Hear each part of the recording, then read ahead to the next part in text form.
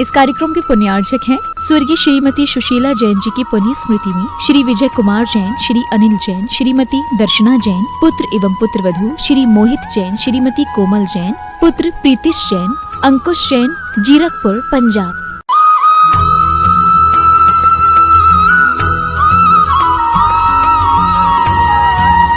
स्मृतिरपि त्वय्यर्चनं चापि ते हस्तावञ्जले कथा श्रुतिरतः करेणोक्षि सम्प्रेक्ष्यते स्वस्त्यां व्यसनं शिरोनति परम् सेवीदृशीयेन ते तेजस्वी सुजनोऽहमेव सुकृते तेनैव तेजः पते तेनैव तेजः पते। देवादिदेव चारार्षि चिंतामणि पार्श्वनाथ भगवान की जय। पूज्य आचार्य भगवान गुरुदेव श्री विद्यासागर जी महाराज की जय।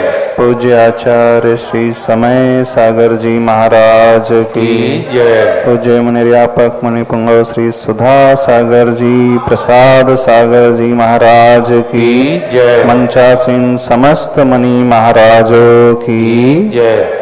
परम पूज्य निर्याप स्वर्ण पूज्य वीर सागर जी महाराज जी की जय। मुनि संघ की जय। जीवन में हर व्यक्ति अपने वर्तमान से असंतुष्ट रहता है। हर व्यक्ति की कामना होती है कि मेरा आने वाला भविष्य, मेरे आने वाला जीवन वर्तमान से कुछ अच्छा लिए हुए हो। नियम से वर्तमान में उसे वह नहीं मिला है जो हमेशा से वह चाहता आया। तभी तो वह एक उज्जवल और सुंदर भविष्य की कल्पना करता है। चाहे वो व्यक्ति छोटा हो, चाहे वो बड़ा हो, चाहे वो विद्यार्थी हो, चाहे वो एक सद्गृहस्थ हो, और यहाँ तक कि एक वृद्ध पुरुष भी क्यों ना हो, जीवन के अंतिम दौर में है, उस समय भी उसकी यही कामना रहती है कि अभी तक का तो जीवन निकल चुका है, आने वाला समय, चाहे वो लौकिक क्षेत्र की बात हो, चाहे वो पारलौकिक क्षेत्र की बात हो, किसी भी क्षेत्र की बात हो, भविष्य में पाने के लिए सबके पास बहुत कुछ है और वर्तमान में जो पाया है बहुत सीमित पाया है, बड़ा थोड़ा सा पाया है।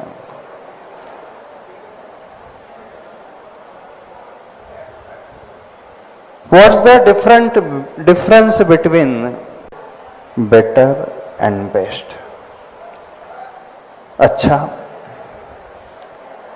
और अच्छा, सर्वोत्तम, तीनों में कुछ ना कुछ अंतर होता है। हम सभी अपने आप को अच्छा मानते हैं, लेकिन अच्छा हो जाना ही पर्याप्त नहीं होता है। अच्छे होने के पश्चात भी विकास की बहुत सारी संभावनाएं हर एक व्यक्ति के भीतर रहती है। जब हम गुड, बेटर, बेस्ट की बात करते हैं तो ठीक उसका प्रतिपक्षी बैड, वर्स्ट एंड वर्स्ट भी आता है। 6 प्रकार की श्रेणियां हैं, 6 प्रकार की कैटेगरीज हैं। अभी हमें यह देखना है कि हम इन 6 कैटेगरी में से अपने आप को कहां देखते हैं। हम उन गुड वाली श्रेणी में आए भी हैं कि अभी बैड वाली श्रेणी में चल रहे हैं। बहुत सारे लोग, हो सकता है अधिकांश लोग, अभी तो गुड की कैटेगरी में आए भी ना हो। 3 ही प्रकार की डिग्रीज होती है। कंपैरेटिव सुपरलेटिव डिग्री है, जनरल होती है। फिर वो अच्छे के क्षेत्र में भी और बुरे के क्षेत्र में भी। अच्छे के क्षेत्र की बात हम पहले नहीं करेंगे, बुरे क्षेत्र की ही बात पहले कर लेते हैं। वर्स्ट, वर्स की बैड, बहुत ज्यादा बुरे,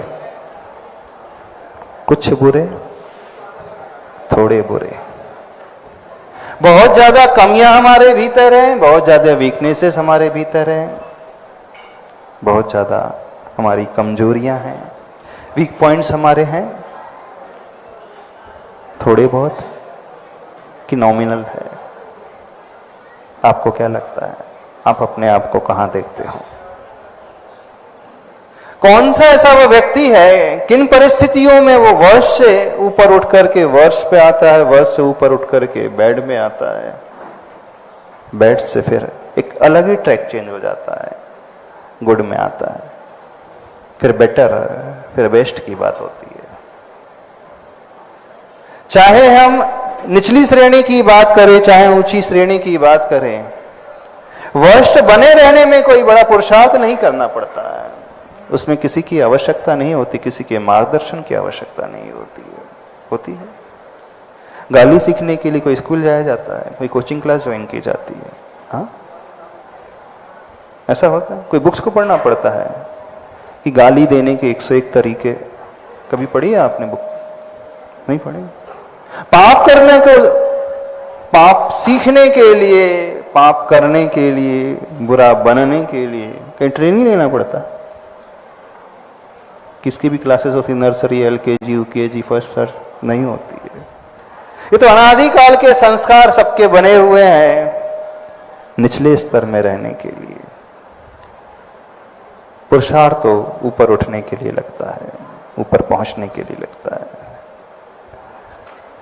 आपका 2 मंजिल का भी मकान हो, ओवरहेड टैंक भरने के लिए, पानी की टंकी भरने के लिए एक मशीन की, एक मोटर की आवश्यकता होती है। और ऊपर से नीचे पानी लाने के लिए कोई मशीन की, कोई मोटर की आवश्यकता नहीं होती। आपने टैप ऑन किया, नल खोल लिया, पानी अपने आप नीचे आ जाता है। गिरने में कोई पुरुषार्थ नहीं होता है, और गिरे तो वैसे सभी हैं अनादिकाल से बहुत निचले स्तर पर रहे हैं। उसमें कुछ करना ही नहीं पड़ता है। हर व्यक्ति, हर बच्चा 2 साल का होता है, घर से बाहर निकलता है, तुरंत एक गाली सीख करके आ जाता है। और माँ उसे घर में नमोकार मंत्र कितना भी सिखाते रहे, अच्छी बातें सिखाते रहे, वो सीख ही नहीं पाता। ऐसा क्या हो जाता है कि एक बार वो अपशब्द सुनता है, तुरंत याद कर लेता है, हाँ? उसे याद हो जाता है। और माँ बाप उसे सिखाते रहते हैं, बेटा ये कह, ये कह, ऐसा कह, कोई मंत्र है, अच्छे मैनर्स की बातें हैं, खूब पुरुषार्थ करते हैं, फिर भी वह थोड़ा सीखता है और तुरंत भूल जाता है।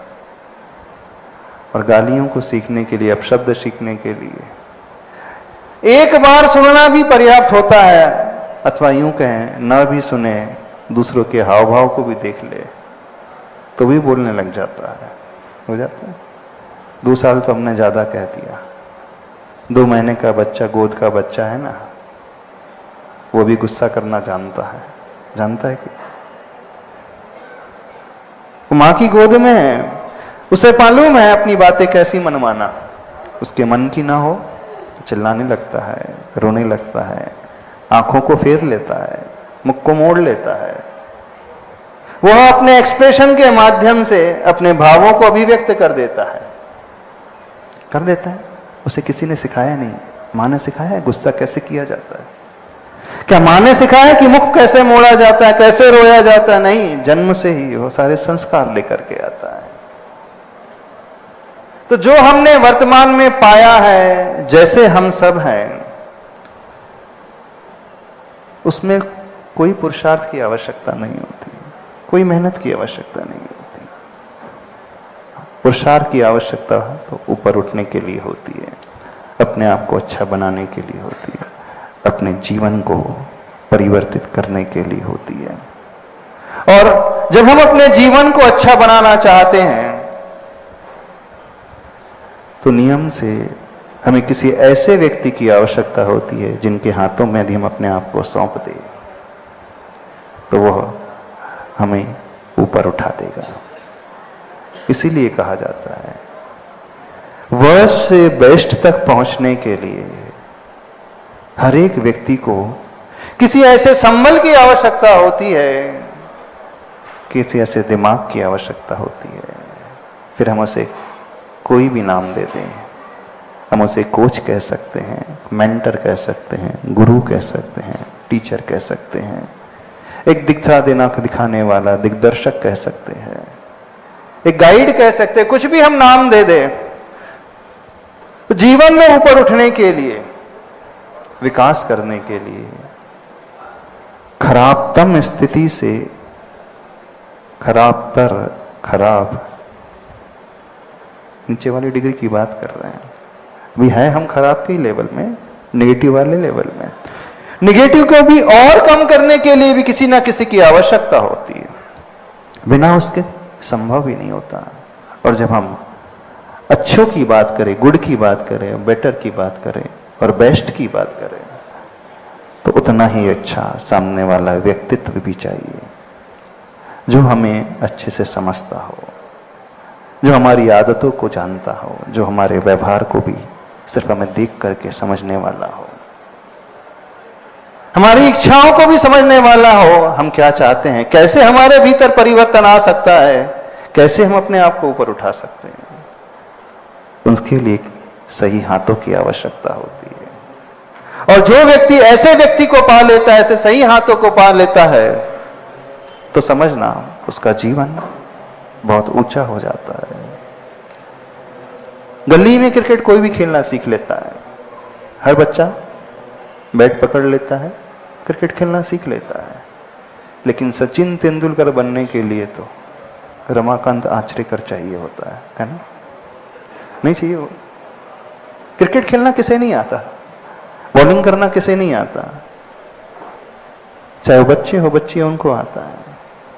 लेकिन जब एक्सपर्टीज हासिल करना हो, विशेषता अपने भीतर लाना हो, उन्हें उद्घाटित करना हो, तो उसके लिए कोई ना कोई ऐसा व्यक्ति अवश्य चाहिए जो हमारी कमियों को देख करके उसे निकाल करके अलग कर सके। हो सकता है जिससे हम सीख रहे हो वो बहुत अच्छा ना भी हो। रमाकांत आचरेकर सचिन तेंदुलकर से बहुत अच्छा प्लेयर नहीं था, लेकिन गुरु कोच सचिन तेंदुलकर का था। रमाकांत आचरेकर ने कोई इंटरनेशनल मैच कभी नहीं खेली। जानते हो सचिन तेंदुलकर के जो कोच का नाम क्या था?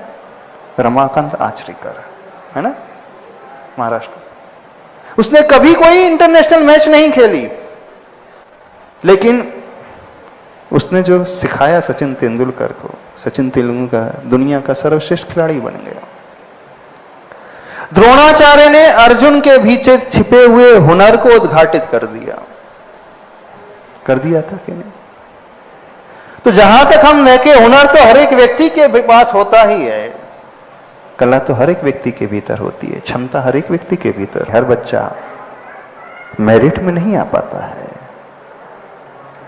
तो जब हम गुड से बेस्ट तक पहुंचने की बात करते हैं, अच्छे से अच्छेतम सुपरलेटिव डिग्री तक की हम बात करते हैं, तो नियम से हमें कोई ऐसा व्यक्ति चाहिए अपने जीवन में जो हमें समझ करके, खासकर हमारी कमियों को जान करके उसे दूर कर सके। वो कदम कदम पर हमें बता सके कि हमारी कमियां कहां हैं। वो हम नहीं जान सकते, क्योंकि हर व्यक्ति को यही लगता है कि मैं बहुत अच्छा हूं। यही लगता है ना? कोई भी व्यक्ति की, कोई भी बच्चा, कोई भी बच्ची ये नहीं कहती है कि मुझ में ये बुराइयां हैं। कोई स्टूडेंट ये नहीं कहता है कि मुझ में ये कमी है, कि मैं बहुत परफेक्ट हूं, बहुत अच्छा हूं, मेरा तौर तरीका, मेरा व्यवहार, मेरी सोच, सब कुछ तो अच्छा है। लेकिन अभी हम उस भूमिका में नहीं, हम स्वयंभू नहीं, हम तीर्थंकर की भांति नहीं है कि हमें किसी अन्य की आवश्यकता ना हो अपने आप को ऊंचाइयों तक पहुंचाने के लिए। अभी हम सभी लोग बड़े निचले स्तर पे हैं, बहुत निचली भूमिका में हैं। पहले हमें स्वीकारना होगा कि यदि हम अपना विकास करना चाहते हैं, अपने जीवन को व्यवस्थित सुंदर बनाना चाहते हैं, एक ऐसा जीवन जिसे दुनिया कह सके, दुनिया वाले कह सके, जीना हो तो ऐसा जियो। दुनिया यदि हमारा उदाहरण लेना चाहती है, यदि हम किसी के लिए रोल मॉडल बनना चाहते हैं, किसी के लिए आदर्श बनना चाहते हैं, तो ये तब संभव होगा जब हम अपने आप को किसी के लिए सौंपने को तैयार हो जाएंगे। अर्थात हम अपने जीवन में किसी ऐसे व्यक्ति की तलाश करें जिन्हें हम गुरु कहते हैं, फिर वो सांसारिक क्षेत्र हो अथवा आध्यात्मिक क्षेत्र हो, कोई भी क्षेत्र क्यों ना हो। घर गृहस्थी वाला आपका जीवन हो, धार्मिक जीवन हो, धार्मिक पुरुषार्थ करने वाला हो, और जब मोक्ष पुरुषार्थ की बात हो तो जीवन में ऊंची श्रेणी को छूने के लिए, ऊंचाइयों को छूने के लिए हर एक व्यक्ति को यह समझना होगा, क्या कभी हमने किसी ऐसे व्यक्ति की तलाश किया अपने जीवन में जिनके चरणों में अपने आप को सौंप करके, जिनके हाथों में अपने आप को दे करके, पूर्ण रूप से समर्पित होकर के हमें कह सके, नहीं, अब मुझे वो व्यक्ति मिल गया है, वह स्थान मिल गया है, वो जगह मिल गई है, अब मुझे कोई चिंता करने की आवश्यकता नहीं, मैं पूर्ण निश्चिंत हूं, क्योंकि सामने वाला व्यक्ति मुझे बहुत अच्छे से जानता है, वो सर्वांगीण रूप से मुझे समझता है, मेरी अच्छाइयों को भी जानता है और मेरी बुराइयों को भी जानता है, मुझे जीवन में किस प्रकार से विकास करना है वो धीरे धीरे क्रमशः एक एक मेरी कमियों को बताता चला जाएगा, और कदम कदम पर मुझे दिग्दर्शन देता चला जाएगा। आप इतने सारे लोग बैठे हैं यहां पर, क्या कभी आपने अपने जीवन में किसी ऐसे व्यक्ति को बनाया? बताइए, किसी गुरु को बनाया, किसी मेंटर को, किसी कोच को? क्या कभी आवश्यकता महसूस हुई आपको? हाँ, दो प्रकार के जीव होते हैं, उन्हें आवश्यकता बिल्कुल नहीं होती है। एक जो एकदम टॉप मोस्ट में पहुंच जाता है, उसे किसी की आवश्यकता नहीं होती है, क्योंकि वो स्वयं इतना बड़ा हो गया है, उसे क्या आवश्यकता होगी? वो मानता है कि मुझे किसी की आवश्यकता नहीं, मैं ऊंचाइयों को छू चुका हूं। या तो आप उस श्रेणी के होंगे, ऐसी है ना, आप उस कैटेगरी में पहुंच चुके होंगे, आपको किसी की आवश्यकता ही नहीं लगती होगी। अथवा दूसरे उस प्रकार के व्यक्ति होते हैं जिन्होंने आज तक सोचा ही नहीं कि मुझे कैसा होना है अपने आप के लिए, कैसा बनाना है अपने आप के लिए। और अधिकांश लोग इस दुनिया में ऐसे होते हैं, कभी विचार ही नहीं करते हैं, उन्हें जो मिला, जैसा मिला, जितना मिला, जहां पाया, जैसा पाया, उसी में संतुष्ट होकर के रह जाते हैं। अधिकांश लोग, 99% लोग कभी ये सोचते ही नहीं, कभी विचार ही नहीं लाते अपने मन में कि नहीं, जीवन में पाने के लिए बहुत कुछ है, जीवन में ऊंचा चढ़ने के लिए बहुत सारी सीढ़ियां हैं, जीवन को सुंदर बनाने के लिए बहुत कुछ है। कभी आपने सोचा? कभी आप लोगों के मन में कभी विचार ही नहीं आया? ये तो बहुत ज्ञानी हो गए होंगे, ऐसे होंगे? नहीं, तो फिर क्या है? बस इसी बात को ध्यान में रखते हुए अपने जीवन को हम कैसे अच्छा बनाएं, कैसे सुंदर बनाएं, उस जीवन जीने की कला सीखने के लिए कल से यहां पर शिविर लगने वाला है। शैक्षणिक शिविर कम है, जीवन को ऊपर उठाने वाला शिविर ज्यादा है। तो सभी लोगों से इतना कहना है, यह सोचना सीखो, अभी हम बद से बदतर स्थिति में हैं। पहले यह स्वीकारना सीखे कि अभी हमारे लिए जो मिला है, जो हमने पाया है, वो बहुत तुच्छ है, हम बहुत निचली श्रेणी में है। पहले ये एक्सेप्ट करना सीखे अपने जीवन में, अपनी कमियों को ढूंढना सीखे अपने जीवन में, इस प्रकार से अपने आप को खोजना सीखे, क्योंकि जीवन विकास की शुरुआत इसी पॉइंट से होती है, इसी सूत्र से होती है। यह भाव भी जीवन में हमारे पैदा हो गया, यह भावना हमारे मन में आने लगी कि जो मैंने पाया है बहुत आधा अधूरा सा है, कुछ भी तो नहीं है मेरे पास, कुछ भी तो नहीं किया है मैंने अपने आप के लिए। जैसे जन्म लिया था अभी भी बिल्कुल वैसा ही हूं, जो करते आ रहा था बिल्कुल वही करते हुए आ रहा हूं। कभी यह विचार नहीं लाया कि नहीं आने वाला समय बहुत अच्छा हो सकता है।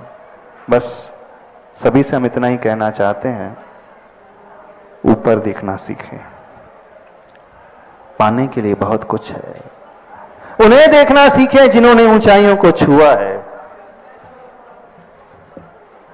हम पैदा हुए हैं, पैदा होते समय हम बहुत नीचे थे, लेकिन जीवन भर वहीं बने रहे, ये तो ठीक बात नहीं। विचित्रता देखना आप सबके साथ। अन्य क्षेत्र में आप हमेशा सोचते हैं, जब जब पैसे की बात आती है आप हमेशा सोचते हैं मुझे बहुत कमाना है, उन जैसे बनना है, अरबपति बनना है, करोड़पति बनना है। एक रोल मॉडल अपने जीवन में चुन लेते हो, हर व्यक्ति चुनता है। उतना कमाना है, वैसा घर चाहिए, वैसा फ्लैट चाहिए, वैसी कोठी चाहिए, वैसी कार चाहिए, वैसी सुविधाएं चाहिए, सब सोचते हैं। लेकिन यदि नहीं सोचते हैं तो सिर्फ और सिर्फ अपने बारे में, अपने जीवन के बारे में नहीं सोचते हैं।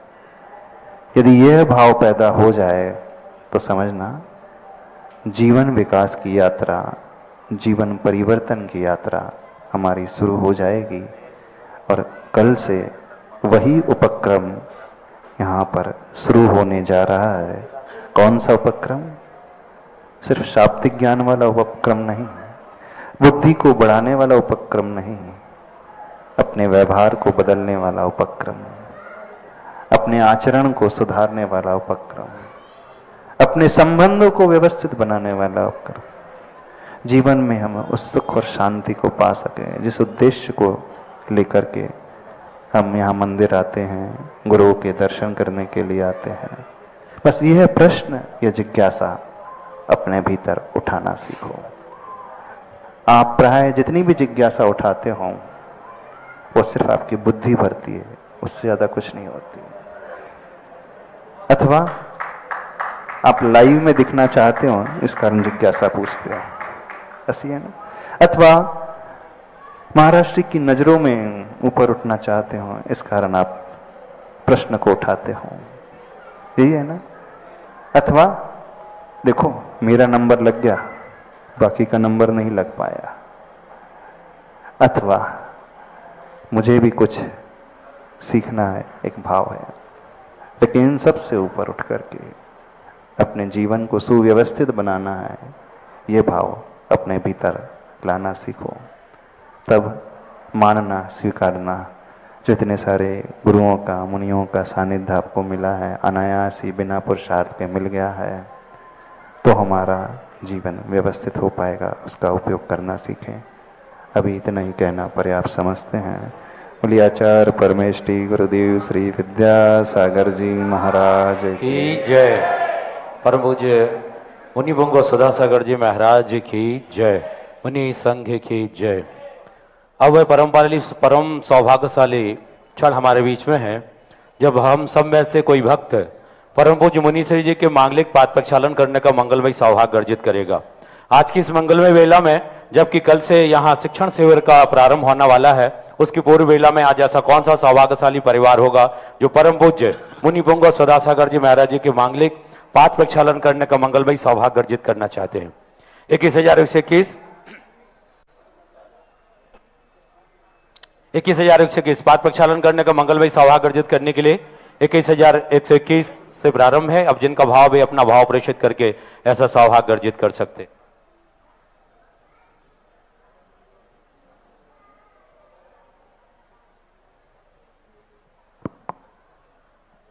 चलिए 31,131 मांगलिक पाद प्रक्षालन करने का मंगलमय सौभाग्य अर्जित के लिए 31,131 1, 31,131 रुपया 2, 31,131 रुपया 2.5, 31,131 रुपया 2.25 और 31,131 समय की सीमाएं हैं। जिन भक्त का भाव है आप शीघ्रता से भाव प्रेषित करके वरना अंतिम बार पूछ के 3 करेंगे। 31,000 से 31, 1, 2, 2.5, पौने 3 और 31,000 से 31 अंतिम बार पूछ का छोड़ता हूं। बहुत सारी कमेटियां हमारे बीच में, ललितपुर कमेटी भी है अंचल जी के साथ और गड़ाकोटा से भी भक्तजन हमारे बीच में हैं, उनका हम स्वागत अभिवादन करते हैं। चलिए 31,000 से 31, 1, 2, 2.5, पौने 3 और 31,000 से 31 रुपया 3। यह मंगल भाई सौभाग्य अर्जित किया है। सामान्य आलोक जी जैन जबलपुर दमोह के निवासी हैं, वर्तमान में जबलपुर प्रवासी पूरे सम्मान के साथ सपरिवार आमंत्रित करेंगे, कृपया आएं और आज के मांगलिक पात्र प्रक्षालन करने का मंगल भाई सौभाग्य अर्जित करें। चलिए शास्त्र समर्पण करने का मंगल भाई सौभाग्य अर्जित होना है। कौन सौभाग्यशाली भक्त होगा जो आज के इस मंगल में अवसर पर शास्त्र समर्पण करने का मंगल भाई सौभाग्य अर्जित करना चाहते हैं। शास्त्र समर्पण करने का मंगल भाई सौभाग्य 22,222, 22,222 1, 22,222 रुपया 2, 22,222 रुपया 2.5, 22,222 रुपया पौने 3 और 22,222 1, 2, 2.5, पौने 3 और 22,222 रुपया 3। यह मंगलमय सौभाग्य अर्जित किया है। बड़रिया जैन समाज पंच कल्याणक प्रतिष्ठा हेतु यहाँ पधारे हैं मुकेश जी, शांतिलाल जी, नितिन जी जैन और इसके साथ ही मुकेश कुमार जी, वसंत लाल जी जैन, सुधा सागर शॉर्टेक्स परिवार ने यह सौभाग्य अर्जित किया। पूरे सम्मान के साथ सपरिवार आमंत्रित करेंगे, कृपया आएं और अपने कर कमलों के द्वारा साथ समर्पण करने का मंगलमय सौभाग्य अर्जित करें। ऊपर भेज दो, एक जन को भेज दो, ऊपर भैया को ऊपर भेज दो, आप पूछ आलोक जैन जबलपुर।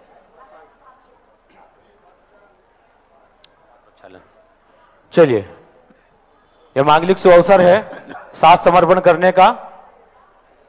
चलन भाई साथ दे दो।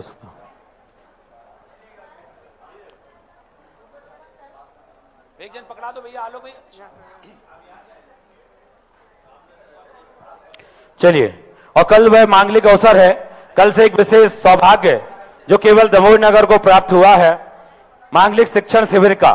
और यह प्रथम बार ऐसा अवसर है जब इस शिक्षण शिविर में मुनि संघ के द्वारा यहां पर क्लास ली जाएगी। ये प्रथम शिक्षण शिविर इतिहास का रहेगा और यह सौभाग्य दमोह नगर को प्राप्त हुआ है, हम सभी जनों को प्राप्त हुआ है।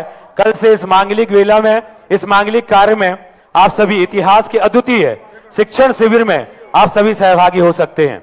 जिनके भी भाव हैं, जो ऑनलाइन फॉर्म यहां पर व्यवस्था की गई है, वे ऑनलाइन फॉर्म भर के ऐसा सौभाग्य अर्जित कर सकते हैं। और इसके साथ ही परम पूज्य इस योग के सर्वश्रेष्ठ संत आचार्य गुरुवर विद्यासागर जी महाराज जी के द्वारा रचित महाकाव्य मूक माटी पर 1 जून से 5 जून के बीच में ऑनलाइन मूक माटी प्रतियोगिता आयोजित की गई है। जो भी भक्त इस मूक माटी प्रतियोगिता में अपनी सहभागिता दर्ज करना चाहते हैं, www.guru पर आप अपनी इस मूक माटी प्रतियोगिता में अपनी सहभागिता दर्ज करके ऐसा सौभाग्य अर्जित कर सकते हैं। ललितपुर समाज से सामान्य अंचल जी हमारे बीच में, उनके अध्यक्ष जी हैं, उन्हें पूरे सम्मान के साथ आमंत्रित करेंगे। श्रीफल श्रद्धाफल अर्पित कर आशीर्वाद ग्रहण करें। गढ़कोटा समाज से भी उनके अध्यक्ष जी कृपया आ जाएं और श्रीफल श्रद्धाफल अर्पित कर आशीर्वाद ग्रहण करें।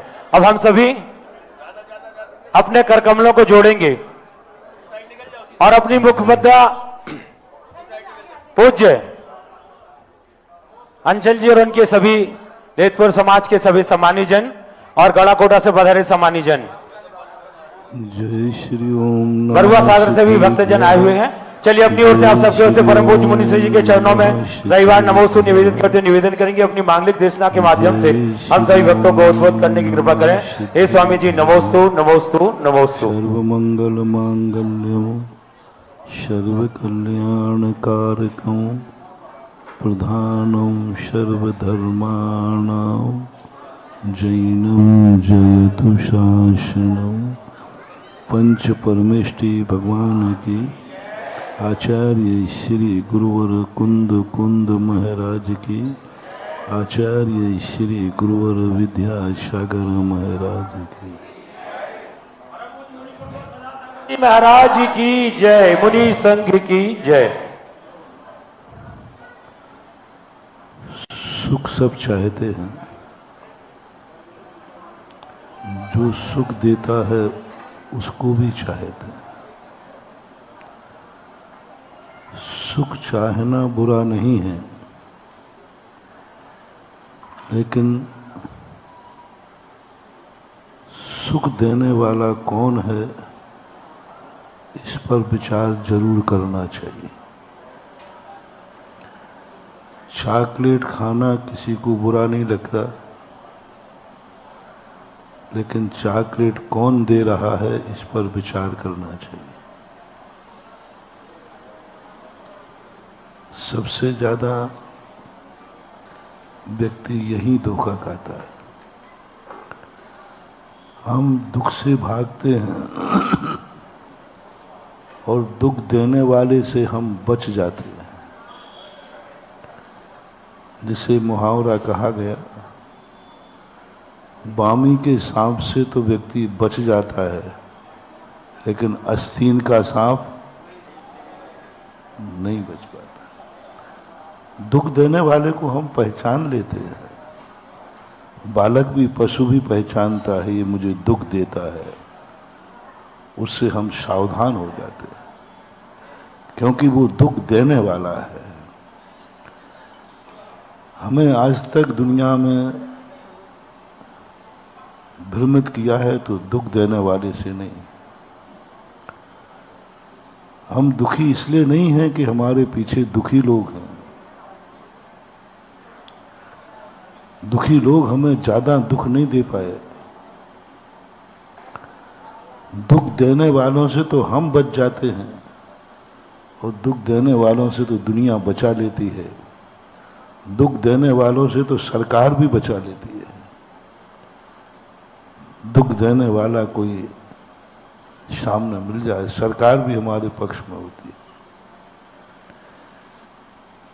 पाप कर्म के उदय से, अशुभ कर्म के उदय से दुख होता है,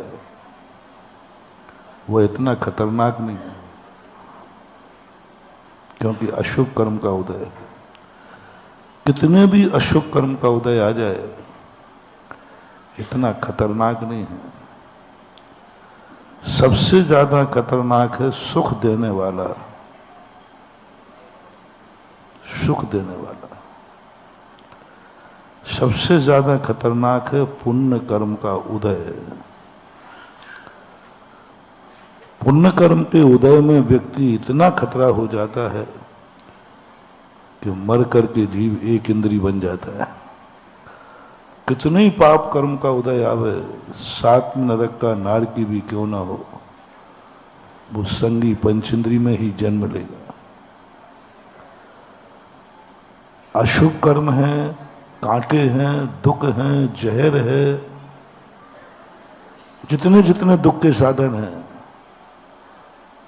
ये हमें ज्यादा दुख नहीं दे पाए। ये हमें ज्यादा दुख नहीं दे पाए। हम आज तक भ्रमित हुए हैं सुख देने वालों से। हमें दुश्मन ने दगा नहीं दिया, हमें अपनों ने दगा दिया। दुश्मन तो बेचारा दगा दे ही नहीं पाता, उसके पहले हम संभल जाते हैं। अपनों ने दगा दिया, जो हमें सुख देने वाले थे, जो हमारे थे, हमारे लिए थे, उन्हीं ने हमारे जीवन को दुखी किया है। आप 24 घंटे का सर्वे करना अपनी जिंदगी में, आप किन से दुखी हैं, आप किन से दुखी हैं, आप किन से परेशान हैं। शास्त्रों को उठाओ तो शास्त्र कहते हैं तुम्हारा विनाश का कारण है। इतना ही मत समझो कि चॉकलेट अच्छी है। सावधान, चॉकलेट देने वाला कौन है।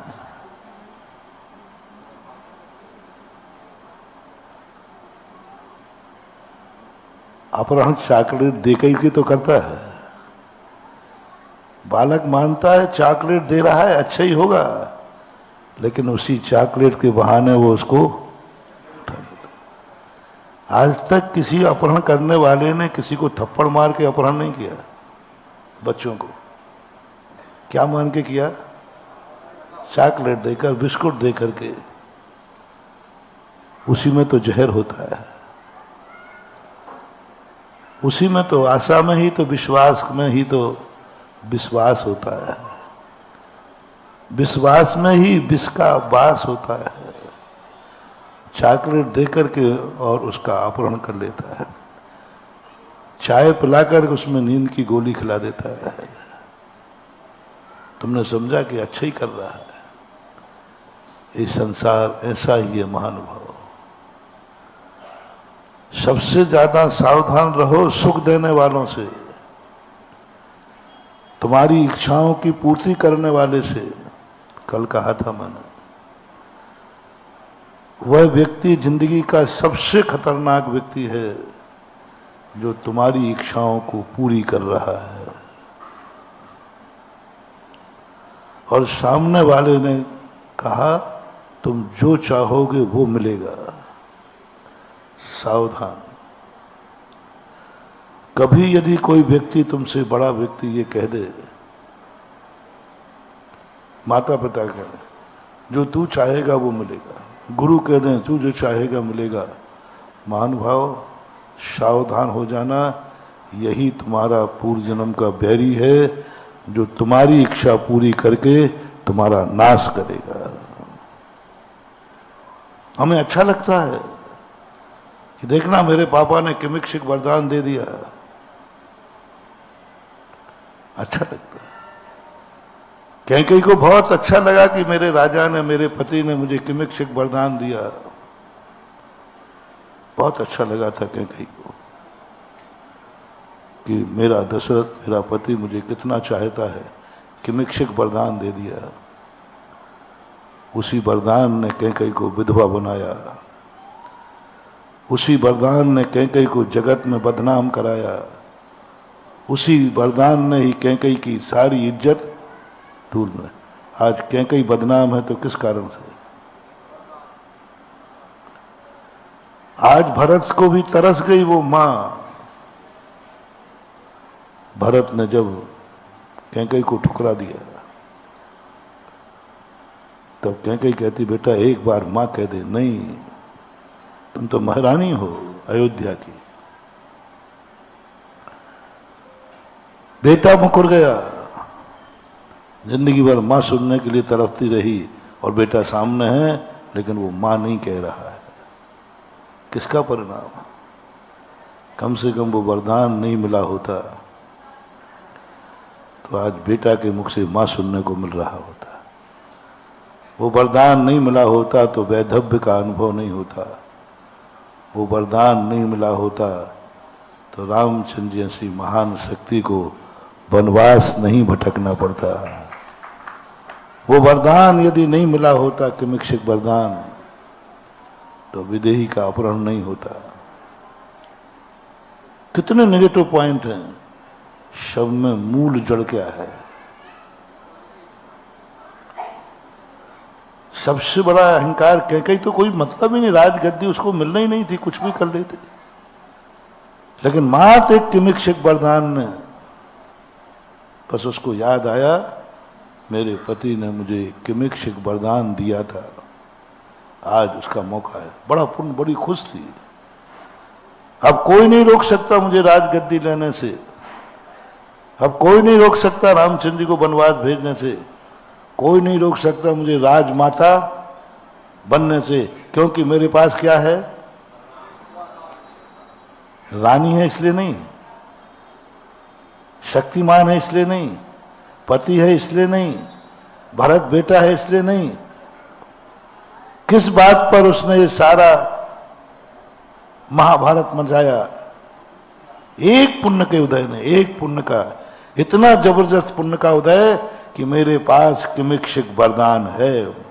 किमिक्षिक वरदान पुण्यवान को मिलता है कि पुण्यहीन को? बहुत पुण्य, चरम पुण्य। सबसे ज्यादा पुण्य का उदय आता है जब किसी को किमिक्षिक वरदान मिलता है, किमिक्षिक जिंदगी मिलती है, किमिक्षिक होता है। और वही सबसे बड़ा पुण्य, बस वहीं से अयोध्या का नाश शुरू होता है। जिस समय दशरथ को सोचना चाहिए था, मैं किमिक्षिक वरदान किसको दे रहा हूं? 5 लोगों को किमिक्षिक वरदान कभी मत देना। बालक को, स्त्री को,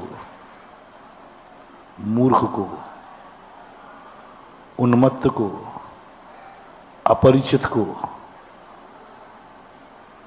इनको कभी किमिक्षिक वरदान नहीं देना। इनको जब भी किमिक्षिक वरदान दिए, बालक को दिए वो गड़बड़ करेगा, स्त्री को दिए आपके सामने है, कितनी भी प्यारी सी हो, प्राणों से भी प्यारी हो, तो भी कभी किमिक्षिक वरदान मत देना। रामायण साक्षी है। कभी अपरिचित को किमिक्षिक वरदान नहीं देना। रक्षाबंधन की कहानी सबकी जानी है। राजा पद्म ने बृहस्पति आदि को युद्ध में जीतने पर किमिक्षिक वरदान दे दिया। 700 मुनियों को क्या हाल हुए मात्र एक किमिक्षिक वरदान से। एक किमिक्षिक वरदान से कितने बड़ी कहानी रची गई। मूर्ख को, उन्मत्त को तो देना ही नहीं।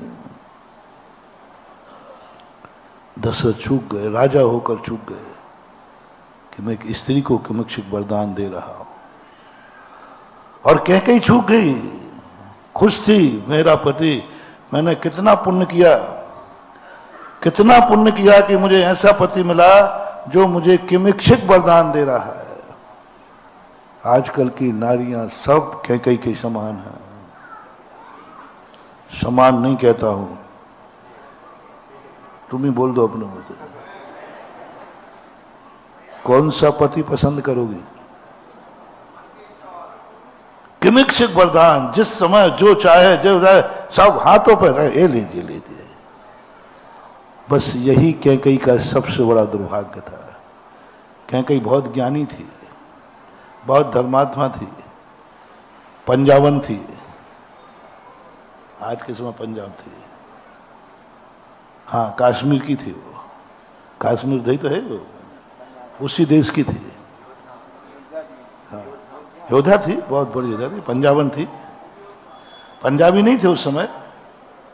आज के पंजाबी मत मानना, आज का पंजाब देश है। उस समय तो वो बहुत अच्छे कुल राजा का नाम भी उसमें दिया है, कश्मीर के राजा का नाम था। उसकी पुत्री थी, कैकस देश की थी। कैकेयी क्यों बोलते हैं? कैकस देश, और कैकस देश कश्मीर के अंदर है। तो वहां की रानी जब थी, जब उसने कितनी बड़ी और इतनी खुश कि मेरा पुण्य का उदय है, भूल गई कि बस अब हमारा विनाश की शुरुआत हो गई, क्योंकि आज मुझे किमिक्षिक वरदान मिला है। दोनों को नीति कहती, राजा दशरथ को सोचना चाहिए बस हमारा विनाश चालू हो गया, क्योंकि मैंने किसी को, छोटे को किमिक्षिक वरदान दिया है।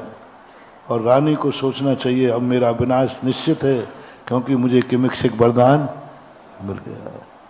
बंदर को यदि हाथ में तलवार दे दी जाए, जो पहले से ही एक बोतल पिए है,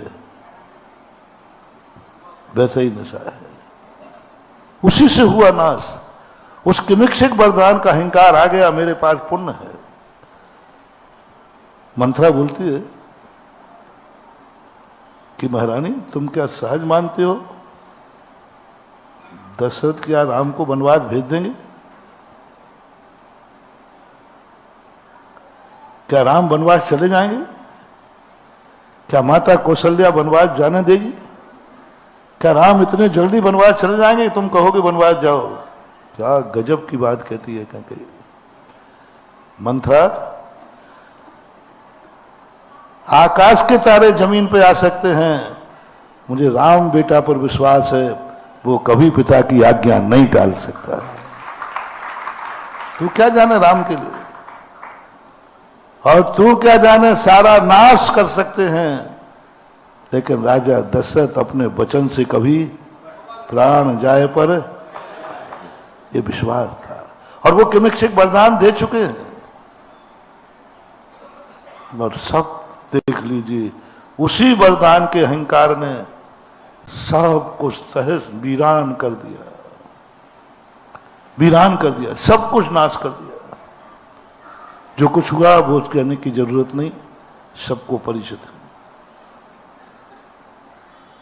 क्या क्या हुआ अयोध्या में, रानियों को वैधव्य का अनुभव करना पड़ा, लक्ष्मण को शक्ति लगी, रामचंद्र जी को मरने तक का भाव आ गया मात्र किमिक्षिक वरदान के कारण। और कहीं उसी समय समझ जाती है, महाराजा आप मुझे वरदान नहीं दे रहे हैं, आप हमारे जन्म जन्म के बैरी हैं, आप हमारे जन्म जन्म के बैरी हैं। उसी डाकू के समान, उसी आतंकवादी के समान है जो बच्चे को चॉकलेट दे करके उसका नाश कर देता है। महान आदमी किमिक्षिक वरदान देकर तुम्हारा नाश कर देते हैं।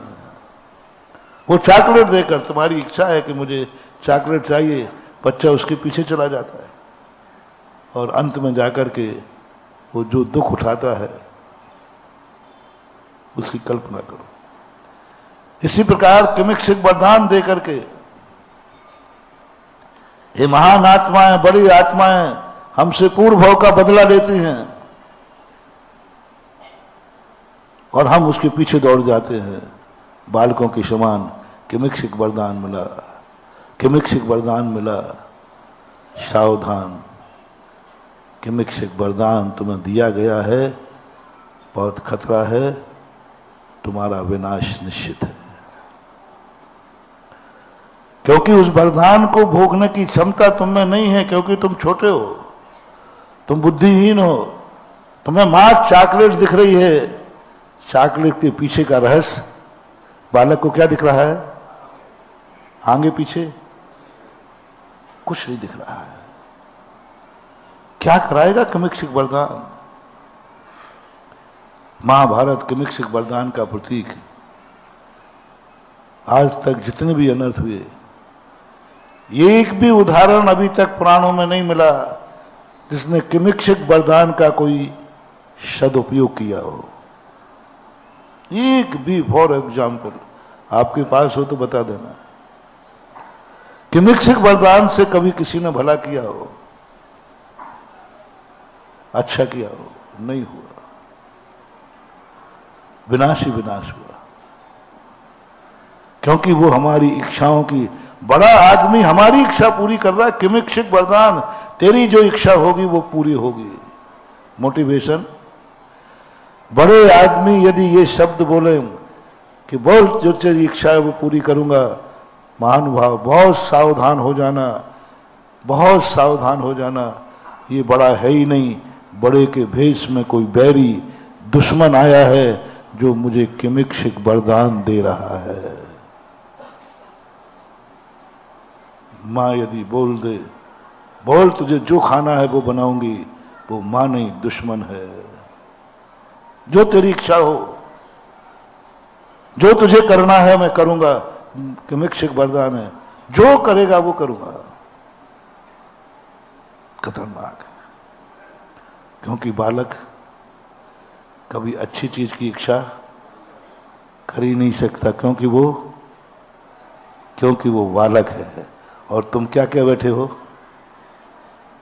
जो तेरी इच्छा हो वो पूरी, तो वो तो गंदी बात मांगेगा, क्योंकि उसने अच्छा देखा ही नहीं, अच्छा वो जानते ही नहीं, अच्छे में उसको स्वाद आता नहीं, आता नहीं उसको स्वाद, उसे तो गंदगी का स्वाद आता है। और वो तुम्हारे लाभ उठा लेगा। आपने वचन दिया, दुर्योधन ने क्या किया? मांग ले बेटा, क्या किमिक्षिक वरदान मांगना है। एक दिन खुश थे, पिताजी से खुश थे, बोले पिताजी यदि आप मुझसे खुश हो तो बस हम और पांडव एक दिन आपके सामने जुआ खेलना चाहते, और मेरी इच्छा है आप उसमें कुछ भी नहीं बोलोगे, मौन रहोगे, सभा का कोई भी पदधारी बोलेगा नहीं। पर पिताजी एक बात, हम सब भाई मिलकर जुआ खेलना चाहते। दशराज ने कह दिया कौन सी बड़ी बात है, खेल ले बेटा, चौसर तो ये चौसर होती ना भाषा में, क्या बात हो गई, खेल ले चौसर, क्या फर्क पड़ता है, क्या फर्क पड़ता है, पाप को जब बड़ों का शरण मिल जाती है, पाप को जब कानून की शरण मिल जाती है, तो पाप 1000 गुना बलशाली हो जाता है। एक बार राजस्थान में शराब की छूट दी गई, खुली छूट दे दी गई। मुख्यमंत्री थे उस समय, नाम नहीं बता रहा हूं। मुख्यमंत्री ने मेरे पास आए, मैंने क्यों भाई आपने शराब की छूट दे दी? बोले महाराज जी आपको मालूम नहीं, लोग शराब तो पी ही रहे हैं, चाहे पाबंदी करो चाहे छोड़ दो, शराब खूब पी रहे हैं, पाबंदी करो खूब कर ली, इतनी पाबंदी करी फिर भी शराब जितनी पाबंदी करो उतनी ज्यादा और बिक रही है। जब ये लोग पी ही रहे हैं तो महाराज क्यों ना खुली छूट देकर टैक्स कमा लिया जाए। बिना टैक्स के पी रहे हैं, अब इससे सरकार को करोड़ों रुपए का इनकम है, करोड़ों रुपए का इनकम है, तो पीना तो इनको है ही, इसलिए हमने सोचा कि कमा लिया जाए, टैक्स लगा दिया। मैंने कि वारे अकलमंद, हमारे थोड़े मुंह लगा था मुख्यमंत्री, मैंने कि वारे अकलमंद, ये तेरा सोच बहुत अच्छा है कि जब पी ही रहे हैं तो क्यों ना एक और इनकम कराऊं मैं। डाके तो डल ही रहे हैं, क्यों ना डाकुओं से कह दिया जाए इतना % टैक्स जमा करा देना और खूब डाका डालो जम के। वो तो डल ही रहे हैं,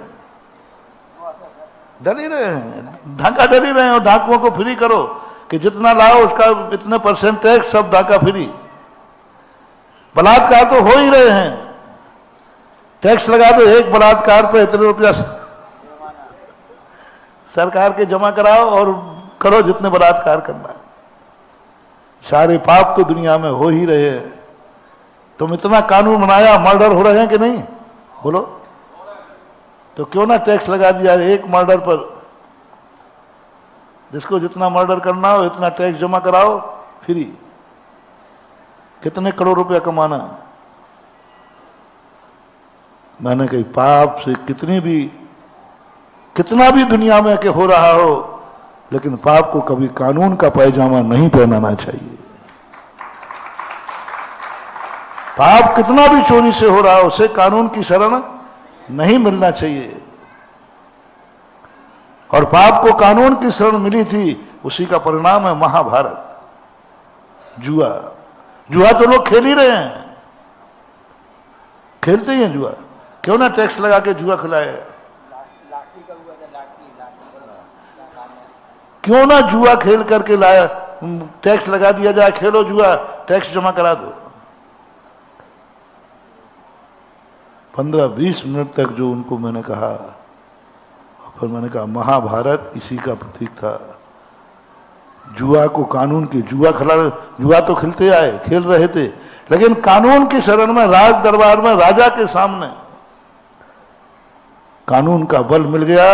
उसका हश्र क्या हुआ?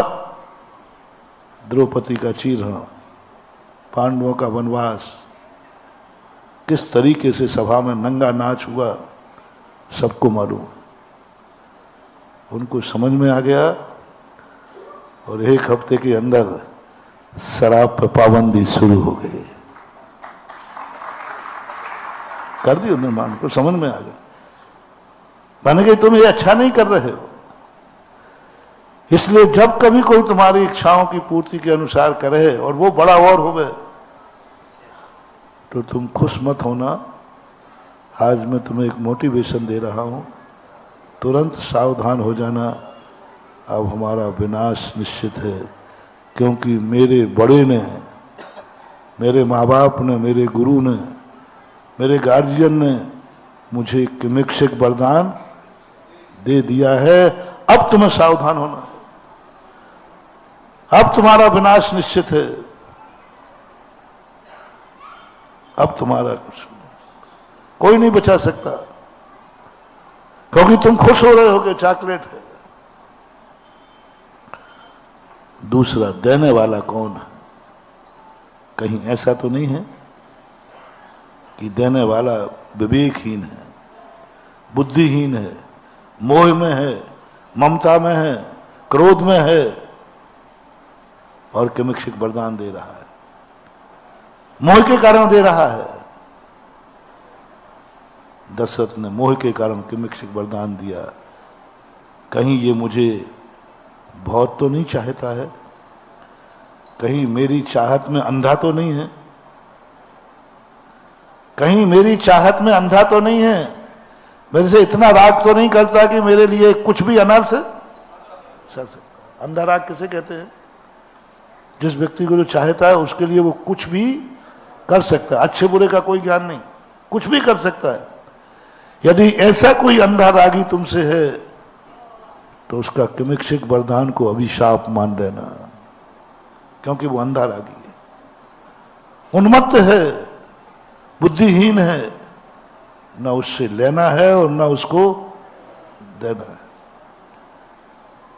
और यही अभी तक जितना भी होता है अपना, सब ऐसे होता है। पुण्य का उदय आता है, कर्म सिद्धांत की भाषा। पुण्य का उदय मुझे अच्छा लगता है। हम गाफिल हो जाते हैं। विषय चाय दावा नल दहो, मरत विलाप करत दुख सहो, तहते चय थावर तन धरे यूं परिवर्तन। इतने गाफिल हो गए हम उसमें, भौरे के समान। भौरे को अच्छा लगता है कमल के फूल का रस, बड़ा पुण्य का उदय मानता है भौरा, बड़ा पुण्य का उदय। देखो मुझे कमल मिल गया, लेकिन वही पुण्य का उदय उसका मदहोश कर देता है। अंत में शाम को उसी कमल में दब करके रात में मर जाता है। पुण्य का उदय। और जितने जितने पुण्य के उदय हमारे सामने आए, जितने पाप हुए पुण्य के उदय में हुए। रावण के इतना पुण्य का उदय नहीं आता तो शायद इतना बड़ा पाप नहीं कर पाता। एक भी पाप ऐसा नहीं जो पुण्य के उदय में ना होता हो। इसलिए हमें जो कल हमने प्रसंग कहा था, किमिक्षिक वरदान से प्रसन्न नहीं होना है। बड़ों से भी मेरा कहना है, अपने छोटों से इतना प्यार मत करो कि तुम किमिक्षिक वरदान देकर उसके दुश्मन बन जाओ। तुम्हें बेटा जरूर अच्छा कहेगा, लेकिन सर्वज्ञ और नीतियां कहेंगी ये बाप के भेष में दुश्मन है। बेटे को कभी किमिक्षिक चाबी मत देना, बेटे को किमिक्षिक मत छोड़ना। बेटे को जाओ, जहां घूमना है जाओ, जो खाना है खाओ, जितना चाहिए वो जाओ। बेटा लाडला है, अकेला, दे दो चाबी उसको। किमिक्षिक वरदान एक ही है ना, एक ही है, दे दो चाबी। किमिक्षिक वरदान एक ही लाडला है, दे दो। वो तुम्हें निपुत्य कर देगा और एक दिन तुम्हारी अर्थी उसके कंधे पर नहीं जाएगी, उसकी अर्थी तुम्हारे कंधे पर जाएगी। मैंने अपने बेटों को लाड़ प्यार में किमिक्षिक वरदान देकर बेटों की अर्थी बाप के कंधे पर जाते देखी है। मां किमिक्षिक वरदान करना, बेटा एक ही है क्या? और सबसे ज्यादा माताएं लाड़ प्यार करती हैं, अरे बच्चे ही तो है। एक बेटा था, बहुत छोटे में, एक पेंसिल चोरी की उसने, एक पेंसिल। और बच्चा सबसे पहले बड़ा ईमानदार होता है, वो कोई भी कार्य करता है माँ को दिखाता है, माँ माँ मैं पेंसिल लाया। वो माँ दमोई की थी, वो जहां की हो मैं वहीं के कहूंगा। माँ ने कहा किसी ने पेंसिल, अरे बच्चा ही है, छोटा बच्चा है, चुरा लिया तो क्या हुआ? माँ ने हंस दिया। बच्चा समझ गया मैंने कोई अच्छा कार्य किया है, तभी माँ ने कुछ, और माँ ने हंस दिया। दूसरे दिन वो पेन चुरा के लाया, तीसरे दिन काफी, चौथे दिन पैसा। एक दिन वो बहुत बड़ा डाकू बना, और डाकू बनने के बाद उसने डाका डालते समय मर्डर कर दिया डाके के लिए। उसको फांसी हुई। फांसी से वह उसको अंतिम इच्छा पूछी गई कि भाई तेरी अंतिम इच्छा क्या है? बोले मेरी मां को बुला दिया जाए मैं उसे गाली देना चाहता हूं, बद्दुआ देना चाहता हूं, उसके ऊपर थूकना चाहता हूं। मुझे सेठ बोला, क्या मूर्ख है तू, मरते समय मां के पैर छू, मरते समय तुम अपने मां को बुला, तू क्या बोल रहा है? बोले साहब पहले बुलाइए, बाद में बात करिए। बुलाया गया, उसने मां को देख के थूक दिया और कहा, मां मैं आज ब्रह्मांड से अंतिम समय इच्छा मांगता हूं, इस संसार में तेरी जैसी मां किसी बेटे को न मिले, और जा मैं तुझे अभिशाप देता हूं, तेरी गोद में कभी कोई बेटे का जन्म न हो।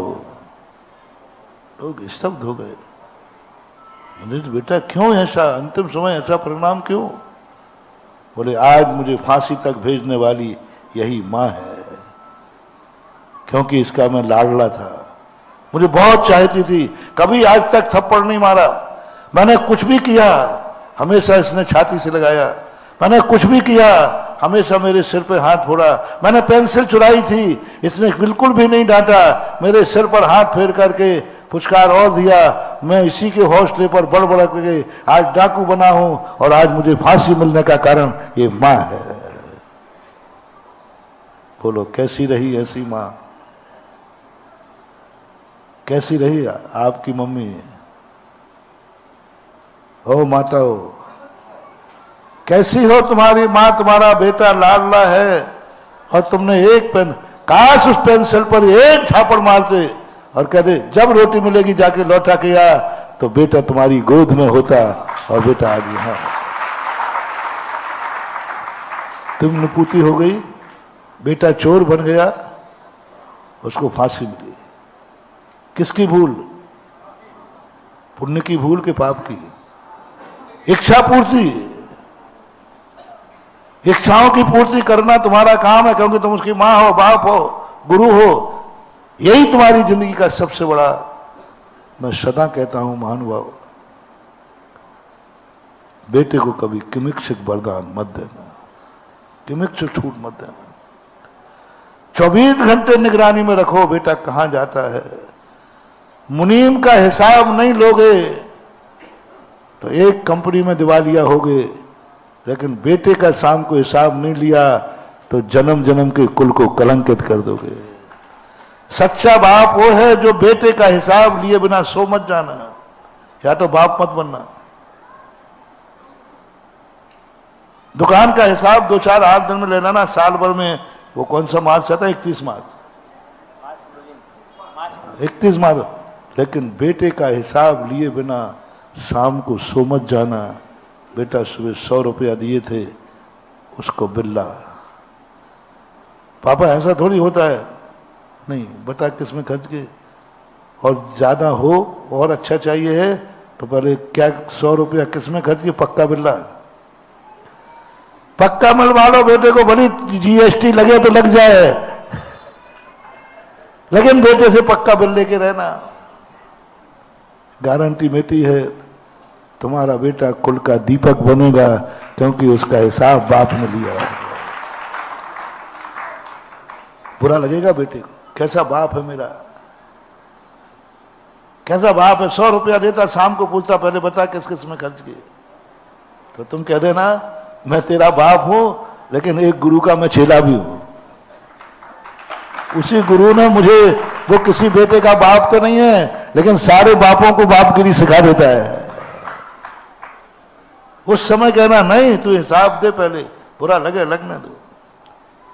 गुरुजन शत्रु के समान लगते हैं, गुरुजन प्रारंभ में शत्रुवत लगते हैं, लेकिन बाद में जब उसका अच्छा परिणाम निकलता है तो वही संस्मरण याद आते हैं, वही संस्मरण याद आते हैं कि मेरे गुरु, मेरे माँ बाप हमें कैसा रखते थे। कभी नहीं देना। लाड़ प्यार इतना ना हो कि जिंदगी खत्म हो जाए।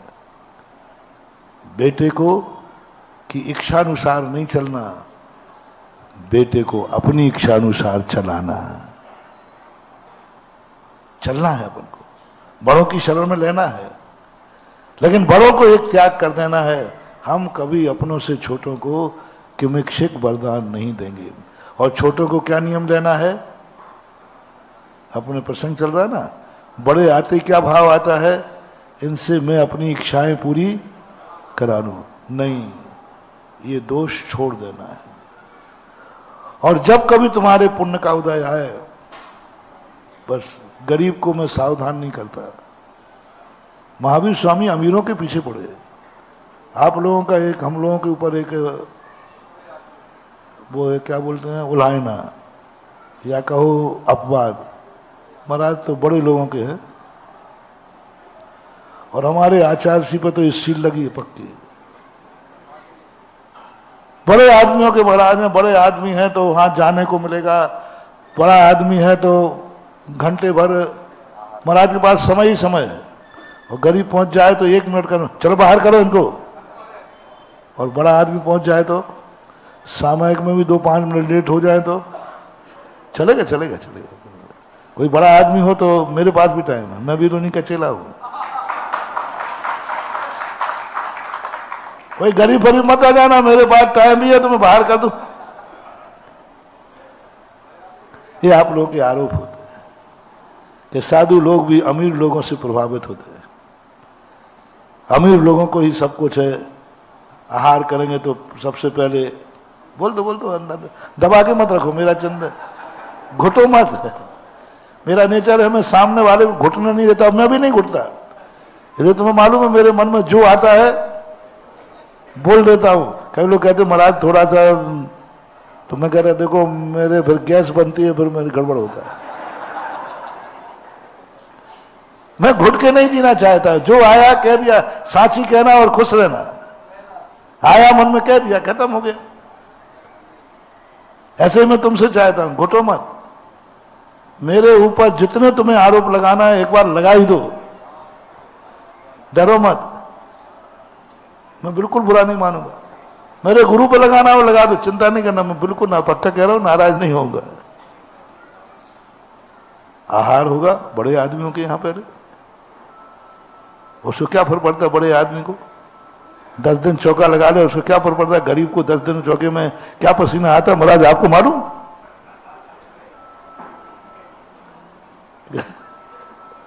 गरीब को 10 दिन चौका लगाने में बेचारे को पसीना आ जाता है। अमीर को क्या 2 महीने लग जाएगा, लेट होने दो ना अमीर को, उनको तो क्या फर्क पड़ने वाला है। तुम ये सब मुझे बता रहे हो, मैं क्या इतना बुद्धू हूं कि मुझे ये बात मालूम नहीं? बड़े आदमियों को समय, गरीब को 2 मिनट का समय नहीं है, मिले भी तो भी समय नहीं। बहुत बड़ी कहानी मालूम। एक मार्क्सवादी काल हुआ, वो गरीबों का मसीहा मनाया जाता था, और उसने गरीबों को जो हालत की, उसने अपने गरीबों को कहा कि तुम्हारी गरीबी अमीरों को लूट लो। भूखा यदि भोजन करने वाले को लूटता है तो कोई पाप नहीं है। सारे अमीर गरीब चले गए अमीरों की बस्ती में लूटने के लिए, भेजा जाओ अमीरों को लूट लो। गरीब अमीरों को लूटता है तो कोई पाप नहीं है। मार्क्सवादी काल के कहने से चले गए सब गरीब अमीरों की बस्ती में। अमीर तो अमीर था, उसने एक फोन कर दिया पुलिस वालों को, सारे गरीबों की जो पीठ की धुलाई हुई, पेट में तो आया नहीं, पीठ की धुलाई और हो गई, और भागते फिरे। अमीरों से कभी मत टकराना। एक फोन कर दिया उसने, सारे पुलिस वाले आए, सेना आई, गरीबों को जो पीटा, तो पेट की आग तो बुझी नहीं, वो पीठ पे सिकाई चालू और हो गई। लोगों ने कहा, हे मार्क्सवादी तूने क्या किया, मुझे पिटवा दिया। अमीर से कभी नहीं टकराना, पुण्यवान से कभी नहीं टकराना। सड़क पर साइकिल हो तो ट्रक वाले से कभी नहीं टकराना। नहीं तो साइकिल लेके चल रहे हो और वो पीछे से हार ले रहा है तो तुम इसके बाप की सड़क है क्या, इसके बाप की सड़क है क्या, नहीं हटना, पीछे कौन आ रहा है। हाँ सावधान, एक तिल्ला देगा, खंती में पड़े दिखाओगे और वो पे करके आगे बढ़ जाएगा, क्या कर लोगे। इसलिए साइकिल वालों, ट्रक वाले, पुण्यात्मा से मत टकराना, तुरंत साइड से हो जाओ, चलिए भाई, पुण्यात्मा को कभी पीठ मत दिखाना। यदि तुम सभा में बैठे हो तो पीछे देख के बैठो, कोई पुण्यात्मा तो नहीं बैठा है, तुरंत उठ के पीछे हो जाओ, उसको आगे कर लो। पुण्यात्मा है, गुणात्मा है, बड़ा है, बड़ों से कभी भी नहीं टकराना, इनको पीछे कभी नहीं करना, नैतिकता के नाते भी और वैसे भी। वैसे भी बहुत खतरनाक होती है चीज, टकरा जाओगे तो मर जाओगे। वो टकरा गए, पिट गए। गरीबों ने कहा अब क्या होगा, तो उन्हें कहा कि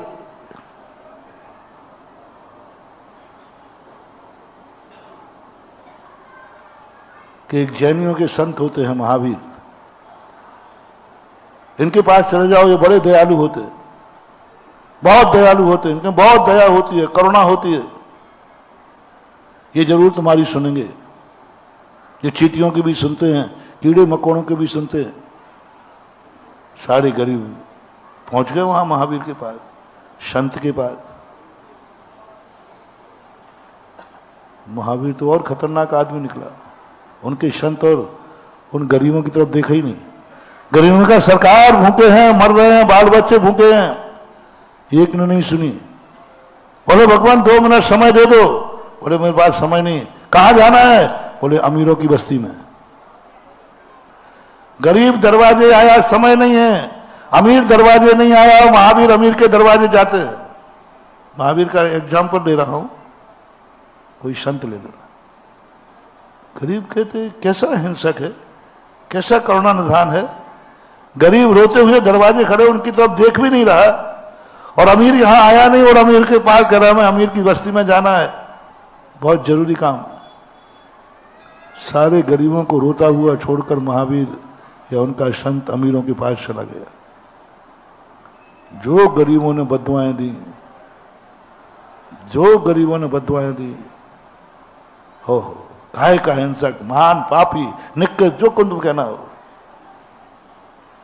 कितनी दे सकते हो?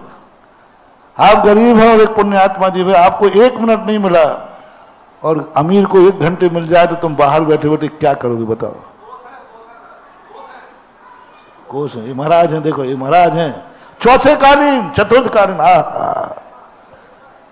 मुझे 1 मिनट नहीं दिया, मेरा बच्चा मर रहा था, मैं आशीर्वाद लेने गया, 1 मिनट नहीं था, और सेठ आए तो सामयिक का समय का भी अभी कोई ध्यान ही नहीं है। ऐसे समय पर तुम्हारी बद्दुआएं भगवान ही मानेंगे। गरीब का 1 महीने से चौका लग रहा है, देखा तक नहीं, और अमीर का आज ही लगा है। ओ पधार गए साहब, आज ही खड़ा हुआ है वो। संभालो बेटा, चिंता मत करना। इतने में हम लोग मूर्ख नहीं है कि हम अमीर के यहां जब जाते हैं तो हम समझ जाते हैं कितने गरीब हमें बद्दुआ दे रहे हैं। हमें फूफानो है, बुद्धू नहीं इतना। अमीर जब बैठा रहता है सामने तो इतना बुद्धू नहीं, बाहर गरीब कितनी बद्दुआएं दे रहे हैं ये मुझे मालूम है, 1-1 मिनट का मालूम। तुम 100 बद्दुआएं दे दो तो भी हम लोग अपना रास्ता छोड़ने वाले नहीं है। कल भी अमीर को समय था, आज भी अमीर को है, और कल भी रहेगा। बेटा तुम्हें जितनी बद्दुआ देना हो दे डालो। डंके की चोट पे बोल रहा हूं, जितनी तुम्हें बद्दुआ देना हो तुम्हें छूट है। दावा मेरा है, मेरा मुनि पद सुरक्षित रहेगा। तुम्हारी बद्दुआ से कुछ भी होने वाला। उधर बद्दुआ देने में पूरे गरीबों ने कहा कहां भेज दिया, ये तो देख भी नहीं रहा, पूछ भी नहीं रहा, सुन भी नहीं रहा, और अमीरों की बस्ती में जा रहा है। अमीरों ने घेर लिया। अरे भगवान आप कैसे आए, महाराज आप कैसे आए? आप हम इनको बोल देते, हम ही वहां आ जाते। आपने इतना कष्ट उठाया। अब बोले रुको, बैठो बैठो बैठो, हम तुम हमारे भक्त हो ना, हम तुम्हारे गुरु हैं। आज मुझे चिंतन में आया, आज मुझे चिंतन में आया कि जितने अमीर हैं ये सब नरक में जाएंगे। बहवारम परिग्रहत्व नारकश्वैषा, आदि तत्वार्थसूत्र पढ़ते समय उपयोग गया।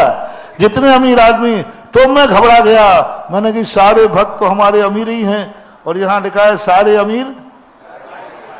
इसलिए मैं घबरा करके तुम लोगों को सूचना देने आया हूं कि तुम कहां जाओगे। बोलो भाई, अपनों का काम क्या है? कोई दुर्घटना का पता चले तो सूचना देना चाहिए कि नहीं? आप हमारे हैं, हम तुम्हारे हैं। पर ये पढ़ करके मैं तो सूचना देने आया हूं कि साथ में लिखा है कि जितने बड़े आदमी हैं, व्यवहारम परिग्रहम नारक स्वदा, ये सब मर के नरक जाएंगे। इसलिए मैं सूचना दायम, सुन लो रे, सब नरकों में पड़ोगे। और मालूम नरक में कैसा है? तुम्हें यहां 1 मिनट को प्यास सहन नहीं हो रही, वहां इतनी प्यास लगेगी समुद्र का पानी पी जाओ और 1 बूंद नहीं मिलेगी।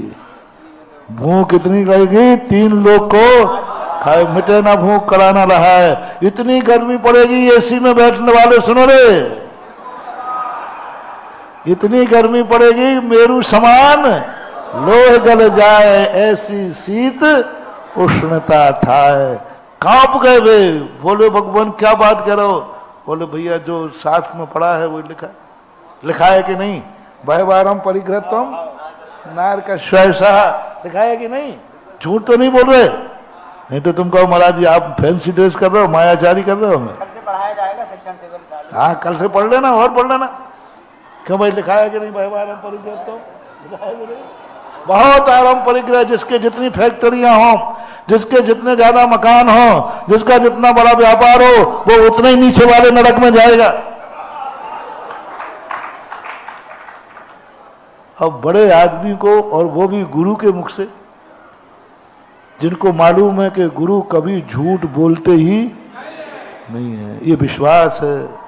मुनियों के वचन न झूठे हों जो कुछ मुख से, और वो भी अपने भक्तों से। सारे अमीर कहते गुरु झूठ नहीं बोल सकता, यानी अपना नरक जाना पक्का है। सब रो पड़े, बोले गुरुदेव जब आपने नरक जाना जान लिया है तो उससे बचने का उपाय भी आप जानते होंगे। जब जाने का उपाय जानते हो तो बचने का भी, अब तो आप बचने का उपाय बताओ। तो महावीर स्वामी के एक उपाय है, जो जो तुम्हारे पास धन दौलत है उसमें थोड़ी थोड़ी थालियों में रखो। धन दौलत, कपड़े लत्ते, धन दौलत और खाना पीना सब थालियों में रखो। अब मरता क्या नहीं करता? सबने कहा भगवान थोड़ा कम तो नहीं और रखो? हाँ थोड़ा सा और रख लो। भगवान और कहो रखो, पूरा ही रख लो। नहीं नहीं पूरा नहीं रखना, पूरा नहीं रखना, थोड़ा थोड़ा रख लो। और बोले आओ मैं तुम्हें बचाता हूं। महावीर स्वामी आ रहे हैं, पीछे सारे दमोह के सेठ आ रहे हैं, सब राजा महाराजा आ रहे हैं।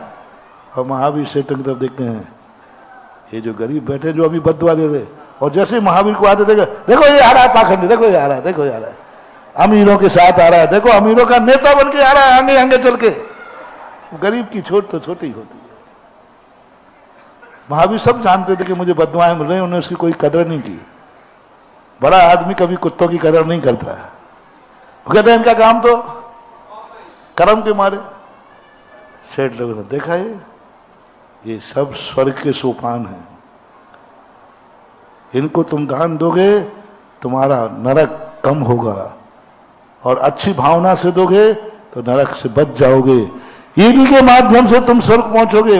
अपने पुण्य को इनमें शेयर करो, अपनी धन दौलत से इनके दुख दूर करो। जाओ, ये मांगेंगे नहीं, तुम इनको जाके दो। सेठ जी पहुंच गए गरीब, भैया थोड़ा सा ले ले, एक और ले ले। नहीं सर, अरे ले ले भाई ले ले, क्योंकि महावीर ने भर दिया यदि इन्होंने तुम्हारा दान स्वीकार कर लिया तो समझ लेना तुम्हें स्वर्ग निश्चित है, अन्यथा सारे। गरीब कहते ये क्या हो रहा है? ये सेठ जी जिनके घर में गया तो कभी फूटी आंख से नहीं देखता, ये तो मेरी झोली भर रहा है। महावीर मुस्कुरा रहे हैं। बोलो कैसा रहा महावीर की फैंसी ड्रेस? गरीब को भेज देते, जाओ हमारे अमीर सेठ के पास, तो कौन सी बड़ी बात कर दी, अपमान करा दिया, सेठ को गरीब के दरवाजे बुला दिया जी, भिखारी नहीं बनाया। मांग नहीं रहे थे लोग, सेठ दे रहे थे। और सबके गरीबों कहा और सम्मान के साथ महावीर स्वामी। अब गरीब कहते भगवान महावीर स्वामी क्षमा करना, मैं समझ नहीं पाया, मैंने बहुत दुआ दी है, बहुत बददुआ दी है मैंने आपको, बहुत बुरा, क्षमा करना। महावीर स्वामी अपनी प्रसन्नता बोले तुम जानो, तुम्हारा काम जाने, हमारी सामायिक का समय हो गया है।